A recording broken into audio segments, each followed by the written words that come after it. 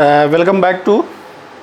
बेटा यहाँ से हम लोग देखेंगे 31 नंबर क्वेश्चन से लेकर के 45 क्वेश्चन तक, और ये क्वेश्चन और बहुत अच्छे क्वेश्चन इसमें बने हुए हैं। आइए देख लेते हैं इसमें क्या क्या दिखाई दे रहा है। तो चलिए इसमें बेटा देखते हैं 31 number question. Which of the following hormone level will cause release of ovum या ovulation from the Graafian follicle cells. बेटा ग्राफियन फॉलिकल सेल में आपको ये ध्यान देना है कि जैसे ये क्या हो गया,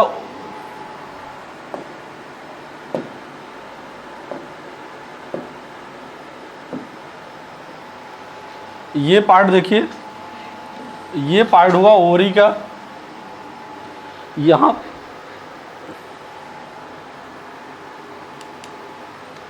हाँ बेटा ये पार्ट यहां से क्या हो जाएगा, ये पार्ट हो जाएगा ओवरी का। यहाँ पर क्या होगा, एंटीरियर पिट्यूटरी या पिट्यूटरी होगा अगर पिट्यूटरी ग्लैंड है, और यहाँ पर मान लेते हैं ये पार्ट किसका हो जाएगा, यहाँ पर ये यूट्रस का पार्ट है। ठीक है, अब देखो इसमें क्या बनेगा। सबसे पहला आपको याद क्या करने वाली बात है कि यहाँ पर ग्राफियन फॉलिकल सेल्स बनेंगे। जो ग्राफियन फॉलिकल सेल्स में ये पहले क्या बनेगा, primary follicle cell, secondary follicle cell, ऐसे बनता जाएगा, और ये सिक्रीट करते जाएंगे कहाँ पर, एस्ट्रोजन का। जो एस्ट्रोजन का सिक्रीशन होगा वो कौन कराएगा, एस्ट्रोजन का सिक्रीशन कराएगा ग्राफियन फॉलिकल सेल। और ग्राफियन फॉलिकल सेल जब सिक्रीट करेगा एस्ट्रोजन, तो एस्ट्रोजन का लेवल बढ़ेगा। तो जब एस्ट्रोजन का लेवल बढ़ेगा तो ये पॉजिटिव फीडबैक शो कराएगा। पॉजिटिव फीडबैक का मतलब किसके पास मैसेज लेके जाएगा, एंटीरियर पिट्यूटरी के पास मैसेज लेके जाएगा। जब एंटीरियर पिट्यूटरी क्या करेगा, एंटीरियर पिट्यूटरी से यहाँ से सिक्रीट होगा FSH एंड LH। तो जो LH होगा, जब इसका लेवल बढ़ता जाएगा तो एक समय आएगा कि LH का लेवल बड़ी तेजी से बढ़ेगा। जब LH का लेवल तेजी से बढ़ता है तो उसको बोलते हैं क्या, LH सर्ज।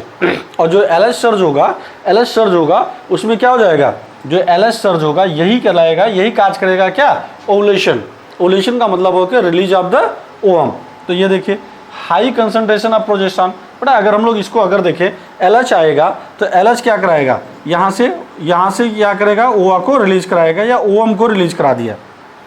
ठीक है, ओवम को रिलीज कराने के लिए क्या चाहिए, LH चाहिए। LH को हाई LH कब आएगा, जब एस्ट्रोजन का लेवल ज़्यादा होगा। एस्ट्रोजन का लेवल कब ज़्यादा होगा, जब ग्राफियन फॉलिकल सेल किसका सिक्रीशन करेगा, एस्ट्रोजन का सिक्रीशन करेगा। तो नाउ बेटा देखिए, high concentration of the progesterone ये गलत हो गया। लो कंसंट्रेशन ऑफ LH ये भी बेटा गलत हो गया। लो कंसंट्रेशन ऑफ LH ये भी गलत हो गया। High concentration of the estrogen, high concentration of estrogen, क्योंकि देखिए इसको इनडायरेक्ट क्वेश्चन बना दिया। आपकी एनसीईआरटी में क्या लिखा है, ओवुलेशन के लिए मेनली रिस्पॉन्सिबल कौन होगा, LH होता है। लेकिन इन्होंने क्या किया, पहले एस्ट्रोजन, जो एस्ट्रोजन का लेवल होगा, एस्ट्रोजन का लेवल होता है वो बढ़ेगा तो ये पॉजिटिव फीडबैक शो करेगा। पॉजिटिव फीडबैक का मतलब क्या हो गया कि ये एंटीरियर पिट्यूटरी के पास मैसेज देगा, जिसके कारण यहाँ से LH का सिक्रीशन होगा, और LH का सिक्रीशन तेजी से बढ़ेगा। जब बेटा तेजी से बढ़ेगा तो ओवुलेशन हो जाएगा। तो इसका आंसर कौन सा हो जाएगा, high concentration of the estrogen. आइए नेक्स्ट क्वेश्चन को देखते हैं। Goblet cell of the alimentary canal are modified from. आप एक छोटा सा स्टेटमेंट बेटा ध्यान से पढ़ो और समझो, किसका मॉडिफिकेशन है। तो आप पूरा का पूरा स्टमक एंड इंटेस्टाइन, स्टमक और इंटेस्टाइन का मतलब क्या, gastro intestinal tract. Gastro intestinal tract में कौन सा पार्ट पाया जाएगा, जहाँ जो होगा वो कॉलमनर एपिथेलियम पाया जाता है। ध्यान से सुनिए मैं क्या बोल रहा हूँ। गैस्ट्रो इंटेस्टाइनल ट्रैक्ट में जो प्रेजेंट होगा वो क्या प्रेजेंट होता है, कॉलमनर एपिथेलियम। तो जो कॉलमनर एपिथेलियम होगा वही, अब वो गॉबलेट सेल का मतलब किसका सिक्रीशन करेगा, म्यूकस का सिक्रीशन करेगा।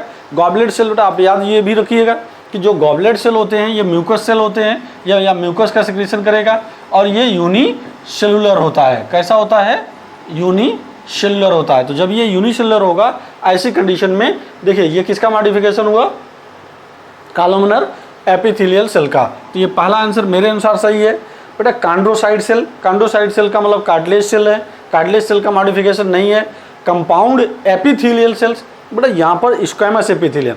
तो मैं आपको एक छोटा सा स्टेटमेंट बता दूं कि जो कंपाउंड एपिथेलियल सेल्स होते हैं ये कहाँ पाए जाएंगे?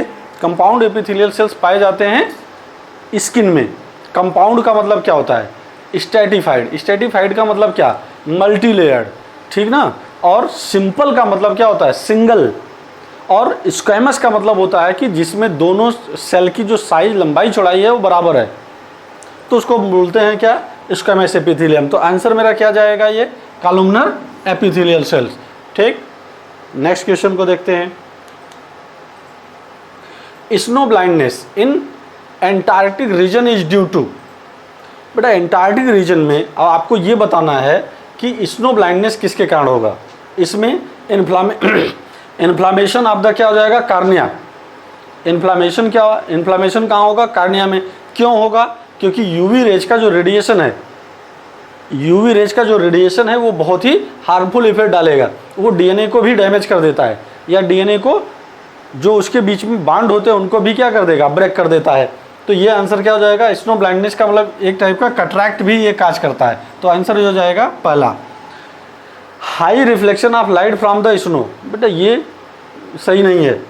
Damage to retina caused by infra, नहीं, यहाँ पर हमेशा याद रखना ये इफेक्ट किसका है? यूवी रेडिएशन का। तो यूवी रेडिएशन में कौन सा हो जाएगा? UV B. देखिए अल्ट्रा वायलेट रेडिएशन 3 होते हैं, ए बी सी। तो जो बी वाला होगा ये कार्निया को इफेक्ट करेगा। तो आंसर ये फर्स्ट हो गया। Next question, match the following concern essential element and their function of the plant. तो देखते हैं, अगर हम लोग यहाँ पर बात करें तो इधर से देखिए ये आयरन का कंपोनेंट है। आयरन क्या काम करता है? आयरन क्लोरोफिल की सिंथेसिस करता है। किसकी सिंथेसिस करेगा? क्लोरोफिल की सिंथेसिस करता है। तो यहाँ पर, यहाँ देखिए आयरन ने काम किया क्या? Required for the chlorophyll biosynthesis. मतलब पहले का कौन हो गया? तीसरा सही हो गया। जिंक क्या काम करेगा? जिंक ये करता क्या है? IAA। IAA का मतलब क्या? ऑक्सीजन। ऑक्सीजन का क्या करेगा? बायोसिंथेसिस करेगा।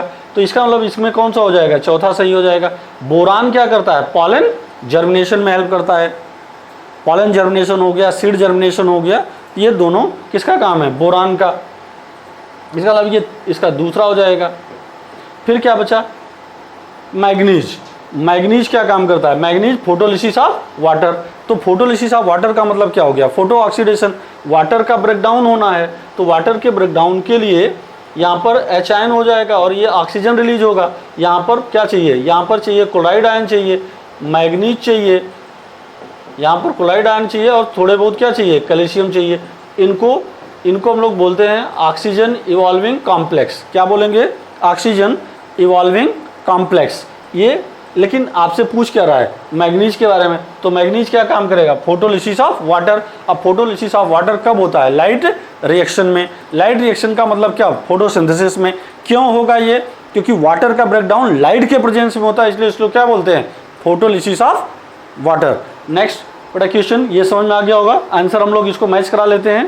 तो ये ए का थर्ड हो गया, बी का फोर्थ हो गया और ये सी का सेकंड हो गया। ठीक है, पहला इसका सेकंड आंसर करेक्ट हो जाएगा।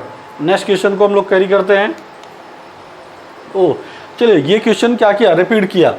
BT cotton variety that was developed in introduction of toxin gene, जिसको हम लोग क्राई जीन बोलते हैं। आप बैसिलस थ्यूरिजेंसिस इज रेजिस्टेंट टू, किसके लिए रेजिस्टेंट होगा? यहाँ पर देखो दो अच्छे क्वेश्चन है ये। बैक्टीरियल डिजीज के लिए नहीं हो सकता है। प्लांट निमेटोड जिसको RNA साइलेंसिंग बोलते हैं, RNA साइलेंसिंग, ये भी नहीं होना है बेटा। ये insect predators, no, insect pest होते हैं, इंसेक्ट प्रीडेटर्स नहीं होते हैं, ये इंसेक्ट पेस्ट होते हैं जिसको ये, जिसके लिए रेजिस्टेंट होगा ये। तो आंसर आपको मिल गया, फोर्थ हो गया। रे फ्लोरेट हैव, अब इसमें से ये देखना है कि कौन सी, जैसे सुपीरियर ओवरी है तो सुपीरियर ओवरी किसमें किसमें होगी? सुपीरियर ओवरी पाया जाएगा मस्टर्ड में, चाइना रोज में एंड ब्रिंजल में। ठीक, इन तीनों में क्या पाया जाएगा, सुपीरियर ओवरी। अब देखिए यहाँ पर है हाफ इन्फीरियर ओवरी, जिसको हम लोग पेरीगाइनस भी बोलते हैं। क्या बोलते हैं, पेरीगाइनस। तो पेरीगाइनस का मतलब पहले आप समझ जाइए।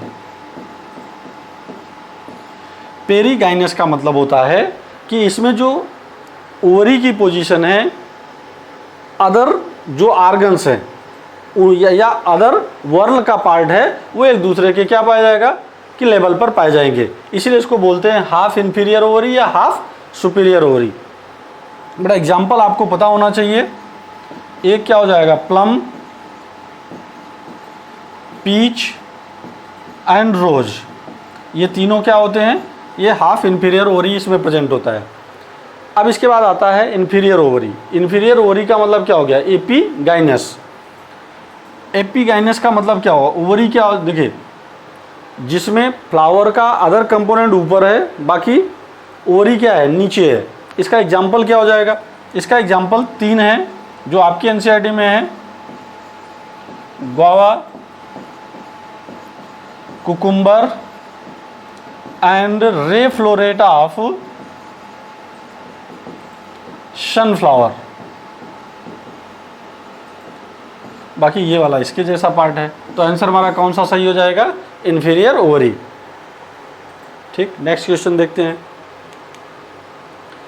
Montreal Protocol are signed in 1987। 1987 में ये क्या किया गया था, ये साइन किया गया था, बट इफेक्टिव हुआ था 1989 में फॉर कंट्रोल ऑफ, किसके लिए था, मॉन्ट्रियल प्रोटोकॉल हमेशा याद रखिए ओजोन डिप्लीटिंग सब्सटेंस के लिए था। किसके लिए था, ओजोन डिप्लीटिंग सब्सटेंस के लिए। तो ओजोन डिप्लीटिंग सब्सटेंस का मतलब क्या हो गया कि यहाँ पर ओडीएस, ओडीएस में क्या होता है भाई, ओडीएस में जैसे फ्रियान हो गया, ठीक है, CCl4 हो गया, या कार्बन टेट्राक्लोराइड हो गया, मतलब कि क्लोरीनेटेड सब्सटेंस है, ये सब हो जाएगा। तो ये ओजोन डिप्लीटिंग सब्सटेंस को रिमूव करने के लिए मॉन्ट्रियल प्रोटोकॉल, ठीक है। तो आइए, इसीलिए बेटा ये देखिए, ये जो होगा ये 16 सितंबर 1987 में ये था। इसीलिए बेटा जो 16 सितंबर होता है उसको हम लोग ओजोन डे के फॉर्म में सेलिब्रेट करते हैं। ओजोन डे के फॉर्म में सेलिब्रेट करते हैं कब, ये 16 सितंबर को। चलिए नेक्स्ट क्वेश्चन देखते हैं। तो आंसर आपको पता ही हो गया, ये क्या हो जाएगा, emission of ozone depleting substance. Identify the wrong statement with regarding to restriction enzyme. यहाँ पर बेटा दिया गया है रिस्ट्रिक्शन एंजाइम के लिए, रिस्ट्रिक्शन एंजाइम के लिए कौन सा स्टेटमेंट रॉन्ग है। देखिए, they cut the strand of DNA at a palindromic site, ये एकदम सही है। पैंड्रोमिक साइट का मतलब क्या हो गया, पैंड्रोमिक साइट का मतलब हो गया कि जिसका सीक्वेंस दोनों तरफ से सेम हो, मतलब कि उल्टा सीधा एक समान। जैसे क्या, मलयालम, तो दोनों तरफ से पढ़ेंगे क्या होगा, सेम होगा। तो इसीलिए इसको कौन सा सीक्वेंस बोलेंगे, पैलिंड्रोमिक सीक्वेंस बोलेंगे। ये स्टेटमेंट सही है। They are useful in genetic engineering, ये भी सही है। जेनेटिक इंजीनियरिंग में इसका हम लोग यूज करते हैं। Sticky and can be join by the using DNA ligase, ये स्टिकी एंड को ज्वाइन करते हैं डीएनए लाइगेज, ये भी सही है।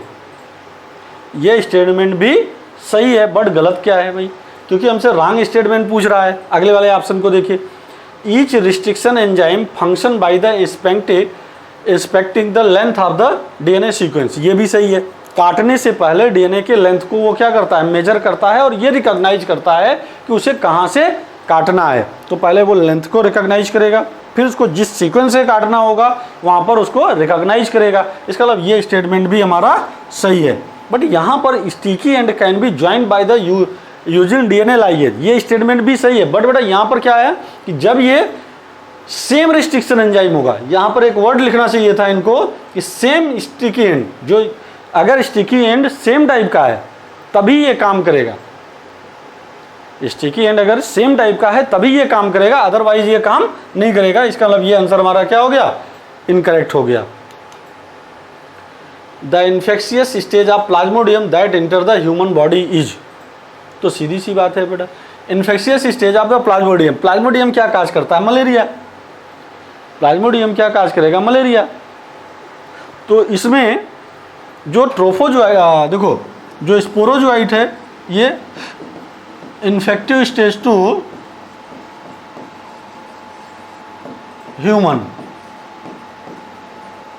ह्यूमन के लिए बेटा जो मलेरिया का इन्फेक्टिव स्टेज होगा वो क्या होता है? स्पोरोजोआइट होता है। लेकिन जो गैमेटोसाइट होता है, कौन सा? गैमेटोसाइट, ये मस्क्यूटो या फीमेल मस्क्यूटो के लिए ये इन्फेक्टिव स्टेज होता है। इन्फेक्टिव स्टेज दो फीमेल मस्क्यूटो। ट्रोफोजोआइट स्पोरोजोआइट के बाद बनता है। जैसे स्पोरोजोआइट इंटर करेगा उसके बाद वो किस में कन्वर्ट होगा? ट्रोफोजोआइट में। फिर इसके बाद क्या कन्वर्ट होगा? गैमेटोसाइट्स में। गैमेटोसाइट की स्टेज, गैमेटोसाइट से आगे की स्टेज कहाँ पर चलेगा? प्लाज्मोडियम में। कहाँ पर चलेगा? सॉरी, मस्क्यूटो में चलेगा। प्लाज्मोडियम नहीं, मस्क्यूटो में चलेगा। तो आपको ये याद रखना है कि जो लीवर में जो स्पोरोजोआइट होगा वो पहले इंटर कहाँ करेगा? लीवर में। ठीक है, लीवर इफेक्टेड होगा, लीवर के बाद ब्लड इफेक्टेड होगा, फिर इसके बाद वो आगे क्या इफेक्टेड होंगे? मस्क्यूटो होगा। क्योंकि यहाँ पर ये जो प्लाज्मोडियम होता है ना, ये प्लाज्मोडियम होता है, ये डाइजेनेटिक होता है। डाइजेनेटिक लाइफ साइकिल होती है। डाइजेनेटिक लाइफ साइकिल का क्या मतलब है भाई? डाइजेनेटिक लाइफ साइकिल का मतलब ही हो गया क्या? डाइजेनेटिक का मतलब कि life cycle complete in a 2 host. ठीक, एक होस्ट कौन होगा? ह्यूमन। सेकंड होस्ट कौन होगा? या दूसरा होस्ट कौन सा होगा? Female mosquito. तो आंसर क्या हो जाएगा इसका? स्पोरोजोआइट। तो चलिए नेक्स्ट क्वेश्चन को देखते हैं। Meiotic division of the secondary oocyte is completed. Secondary oocyte में मियोसिस कब कंप्लीट होगा? At the time of the copulation? No, ये स्टेटमेंट बेटा गलत है। At the after zygote formation? No. जो फर्टिलाइजेशन होने का मतलब क्या होना? गैमीट का फॉर्मेशन होना। और गैमीट का फॉर्मेशन का मतलब क्या होना? सेकेंडरी, सॉरी, इसका मतलब है कि वो फर्टिलाइजेशन तभी होगा जब गैमेटिक फॉर्म में होगा। गैमेट क्या होगा? डिप्लॉइड सेल से हैप्लॉइड बनाएगा। तो इसका मतलब ये हो गया कि eight the time of fusion of sperm with ओवा, तो फर्टिलाइजेशन के समय मियोटिक डिवीजन का फॉर्मेशन होता है। इसीलिए इसको हम लोग बोलते हैं गैमेटिक मियोसिस। कौन सा मियोसिस? Gametic meiosis. तो ठीक है, चलो नेक्स्ट बेटा क्वेश्चन हो जाएगा। The oxygenation activities of the RuBisCO enzyme is the photorespiration lead to the formation of oxygenase activities. मतलब आप इसको ऐसे समझें, जैसे ये RUBP है, RUBP के पास कौन सी एक्टिविटीज है या कौन सा करेक्टर है? ये डुअल करेक्टर शो करता है, डुअल एबिलिटी है। डुअल एबिलिटी का मतलब क्या हो गया? 2 ढंग से काम करेगा। अगर ये, ध्यान से सुनना, अगर बेटा ये ऑक्सीजन ले लिया तो यहाँ से जो प्रोसेस होगी वो ऑक्सीजनेशन होगा, ऑक्सीजनेशन होगा। अगर ये कार्बन डाइऑक्साइड ज़्यादा है तो यहाँ पर कौन सी प्रोसेस होगी? अगर कार्बन डाइऑक्साइड ज़्यादा है तो ये प्रोसेस कहलाएगा कार्बोक्सिलेशन। और जब कार्बोक्सिलेशन की प्रोसेस होगी यहाँ पर एंजाइम कौन सा काम करेगा? यहाँ पर एंजाइम काम करेगा रुबिस्को। रुबिस्को के पास मतलब कि देखो यहाँ पर कार्बोक्सिलेज और ऑक्सीजनेज दोनों प्रोसेस साथ साथ हो सकती है। अब जिसका कंसंट्रेशन ज़्यादा होगा, जैसे कार्बन डाइऑक्साइड का कंसंट्रेशन ज़्यादा है तो कार्बोक्सिलेशन होगा या कार्बोक्सिलेज काम करेगा। अगर ऑक्सीजन का कंसंट्रेशन ज़्यादा है, मतलब हम लोग ऐसे भी बोल सकते हैं जैसे कार्बन डाइऑक्साइड है, अगर ये ऑक्सीजन तो कार्बन डाइऑक्साइड, या हम लोग ऐसे देखें carbon dioxide is more than किससे? ऑक्सीजन। तो जो प्रोसेस होगी वो कार्बोक्सिलेशन होगी, जो एंजाइम होगा कार्बोक्सिलेज अब एक्टिव होगा। अगर ऑक्सीजन का कंसंट्रेशन कार्बन डाइऑक्साइड से ज़्यादा हो गया तो ये ऑक्सीजनेज होगा। क्या होगा? ऑक्सीजनेज होगा। तो इसका मतलब रुबिस्को के पास डुअल बिहेवियर शो करता है ये। और ये जो होगा यहाँ पर जब ऑक्सीजन लेता है, जब ये ऑक्सीजन के साथ काम करेगा, इसका मतलब है कि यहाँ पर क्या चीज़ें बनेंगी? एक तो देखो बेटा ये 5 कार्बन का है, ये 5 कार्बन का है। और ऑक्सीजन देखो, अगर ये कार्बन डाइऑक्साइड लेता तो 6 कार्बन का हो जाता। जब 6 कार्बन का हो जाता तो दो मालिक्यूल 3 PGA बन जाता। लेकिन यहाँ पर क्या प्रॉब्लम आ रही है, यहाँ पर एक मालिक्यूल 3 कार्बन का बनेगा और एक मालिक्यूल 2 कार्बन का बनेगा। जो 3 कार्बन का बनता है वो इसको बोलते हैं 3 PGA, या फास्फोग्लिसराइड बना लेगा या ग्लिसरिक एसिड बना लेगा, और फास्फोग्लाइकोलेट बना लेगा, फास्फोग्लाइकोलेट। तो क्या आपको ये पता है बेटा, ये क्या हम सबको पता है कि ये 2 कार्बन का है और ये 3 कार्बन का है। तो एक मालिक्यूल किसका बन रहा है, 3 कार्बन का बन रहा है, और एक किसका बन रहा है, 2 कार्बन का। क्यों भाई, क्योंकि ये 5 कार्बन का है ना, तो 5 कार्बन है, यहाँ ऑक्सीजन से बाइंड हो रहा है। अगर ये कार्बन डाइऑक्साइड से बनता तो 6 कार्बन हो जाता। तो ये यहाँ पर क्या बन जाता, यहाँ पर 2 मालिक्यूल 3 PGA बन जाता। लेकिन यहाँ पर ऐसा नहीं है, इसलिए ऑप्शन मैच कराइए। 1 मालिक्यूल ऑफ 3 कार्बन कंपाउंड बनेगा, ये सही है। Molecule of the 6 carbon compound, ये गलत है। 1 molecule of the 4 carbon compound, 1 molecule of 2 carbon, no बेटा, अगर यही 3 होता तो सही हो जाता, इसलिए ये गलत हो गया। 2 मालिक्यूल ऑफ 3 कार्बन कंपाउंड, हाँ ये तब सही होता जब ये कार्बन डाइऑक्साइड से कंबाइंड होता या कार्बन डाइऑक्साइड का कंसंट्रेशन ज़्यादा होता। तो आंसर हमारा कौन सा सही हो जाएगा, पहला। Which of the following statement are true for the phylum Chordata, कौन सा स्टेटमेंट फाइलम कार्डेटा के लिए सही है। तो देखिए, सबसे पहला क्वेश्चन आप ध्यान में रखना कि फाइलम कार्डेटा को हम लोग 2 पार्ट में डिवाइड करते हैं। फाइलम कार्डेटा को एक होता है प्रोटोकार्डेटा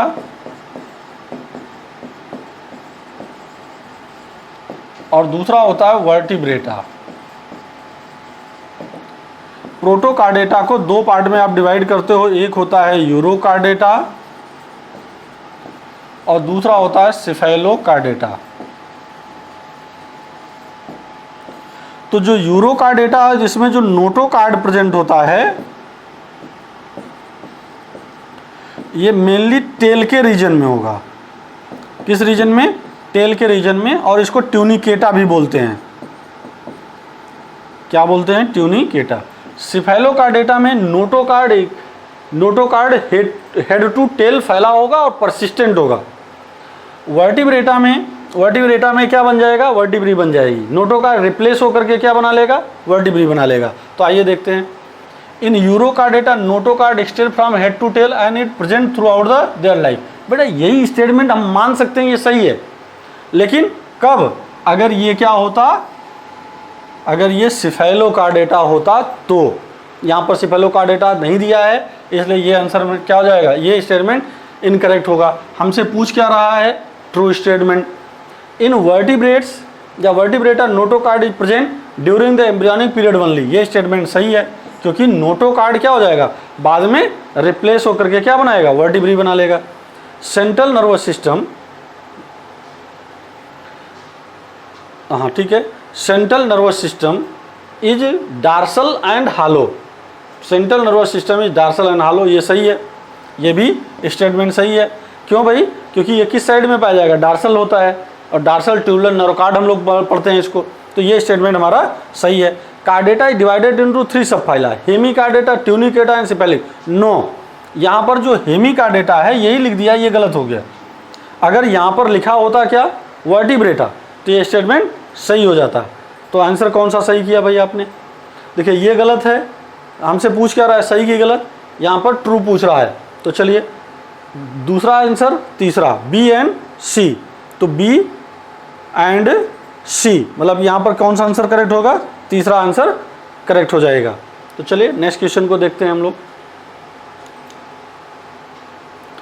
match the following column and select the option.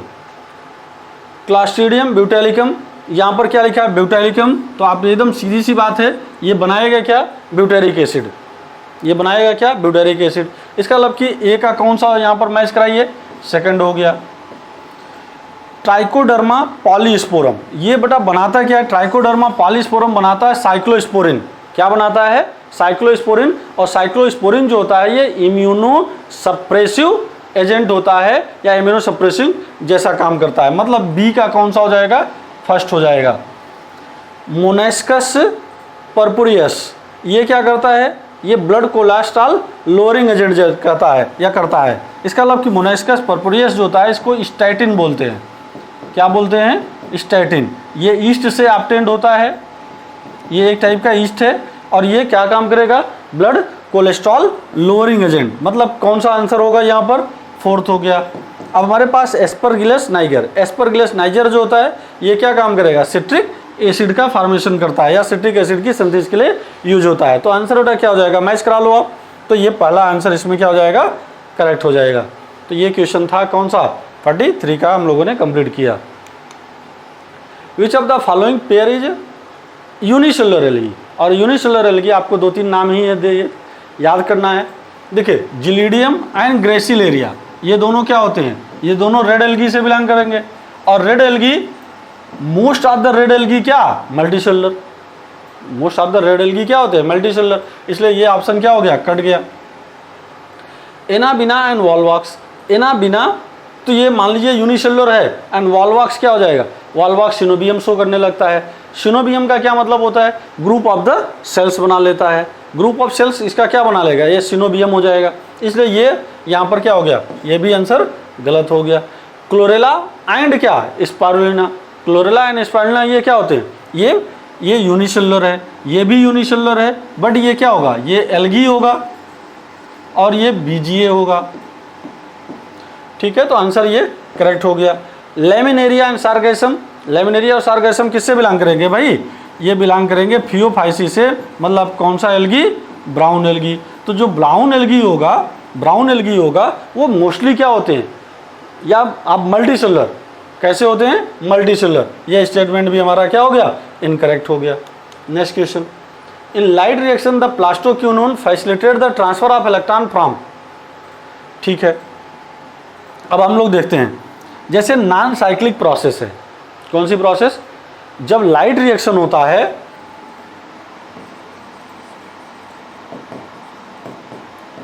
Light reaction में 2 प्रोसेस होती है, या फास्फोराइलेशन होता है, इसको हम लोग बोलते हैं साइक्लिक फोटोफास्फोराइलेशन,